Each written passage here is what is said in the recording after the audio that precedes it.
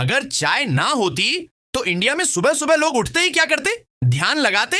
नहीं, सबसे पहले चाय लगाते हैं। और जिस चीज से देश चलता है उसकी खेती कैसी दिखती है वो जानना तो बनता है बॉस। तो भाई, चाय की खेती कोई गली मोहल्ले का काम नहीं है।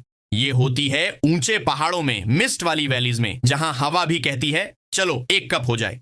भारत में असम, दार्जिलिंग, नीलगिरी, केरल, त्रिपुरा और अरुणाचल जैसे जगहों पर चाय की खेती होती है। दार्जिलिंग की चाय तो ऐसी है कि विदेश वाले स्निफ करके कहते हैं एक्सोटिक। और असम की चाय, वो तो ऐसी स्ट्रांग होती है कि अगर सुबह सुबह पी ली तो बॉस की डांट भी लगे तो लगे नहीं।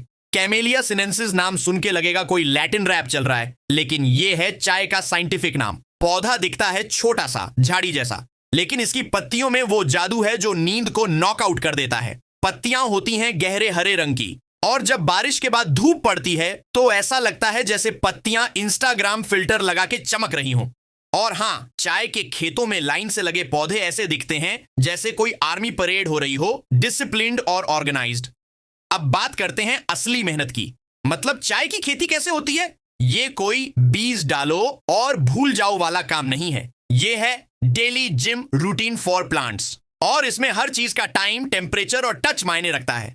जमीन कैसी चाहिए? चाय के पौधे को चाहिए स्लोप्ड टेरेन, मतलब ढलान वाली जमीन, ताकि बारिश का पानी रुके नहीं, वरना रूट्स कहेंगी भाई सफोकेट हो रहे हैं। और मिट्टी, वो होनी चाहिए स्लीटली एसिडिक, जैसे वो दोस्त जो हर बात में ताना मारता है लेकिन दिल का साफ होता है। पौधे कैसे लगते हैं? पौधे लगते हैं लाइन से, ऐसे जैसे कोई आर्मी परेड हो रही हो। हर पौधा स्पेस्ड होता है ताकि वो अपने लीव्स फैला सके और बोले मैं भी इन्फ्लुएंसर बनना चाहता हूं।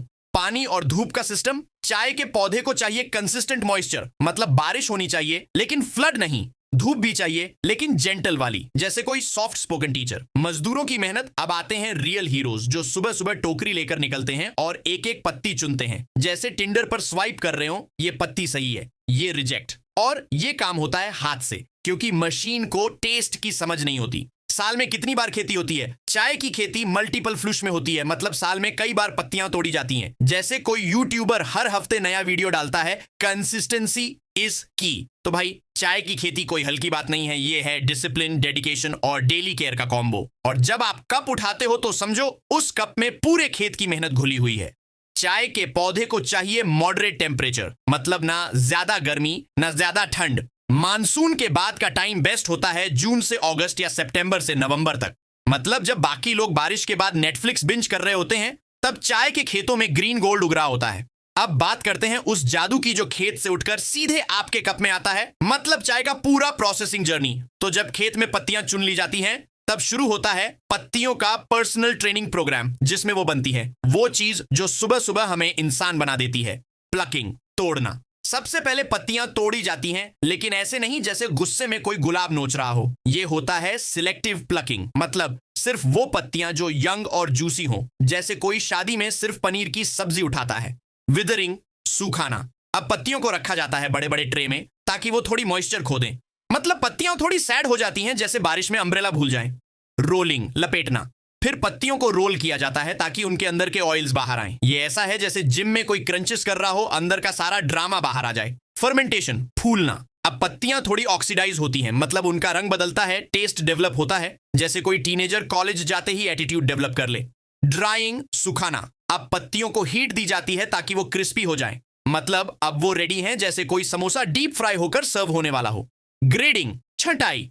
अब पत्तियां सॉर्ट होती हैं, कौन वीआईपी है कौन नॉर्मल, जैसे एयरपोर्ट पर लोग बिजनेस क्लास और इकोनॉमी में बढ़ जाते हैं। पैकिंग, और फिर आती है पैकिंग, वो शाइनी पैकेट्स जिनमें चाय आती है आपके घर, और आप कहते हो भाई एक स्ट्रॉन्ग चाय बना दे। तो अगली बार जब चाय पीना, उस एक एसआईपी में ये पूरा सफर याद रखना, क्योंकि वो सिर्फ टेस्ट नहीं है, वो एक पूरी कहानी है। अब कुछ मजेदार बातें। दार्जिलिंग की चाय को कहते हैं शैंपेन ऑफ टीज, मतलब चाय की दुनिया का विराट कोहली। असम की चाय इतनी स्ट्रांग होती है कि अगर सुबह सुबह पी ली तो जूम मीटिंग में भी आंखें खुली रहती हैं। लेकिन सीरियस बात यह है कि चाय की खेती में लाखों लोग काम करते हैं, और ये सिर्फ एक पेय नहीं, ये रोजगार, संस्कृति और इमोशन है। इसलिए जब अगली बार चाय पीना तो एक सेकंड के लिए सोच लेना इस पत्ती के पीछे कितनी मेहनत है। तो दोस्तों, ये थी चाय की खेती की पूरी कहानी, पत्तियों से लेकर प्यालों तक, खेतों से लेकर दिलों तक। अगर आपको ये वीडियो पसंद आया तो लाइक ठोक दो, शेयर कर दो, और हाँ, स्क्रिप्टिफाइड इंडिया को सब्सक्राइब करना मत भूलना, वरना अगली बार चाय में शक्कर कम पड़ जाएगी। और हाँ, अगली बार जब किसी से कहो चलो चाय पीते हैं, तो बस इतना याद रखना, तुम सिर्फ चाय नहीं पी रहे, तुम एक पूरी लेगेसी का स्वाद ले रहे हो। अब मैं चलता हूँ, केटल सीटी मार रही है। मिलते हैं अगले वीडियो में, कुछ नया, कुछ मजेदार, कुछ ऐसा जो सिर्फ स्क्रिप्टिफाइड इंडिया ला सकता है। टिल देन, एक कप और हो जाए चाय।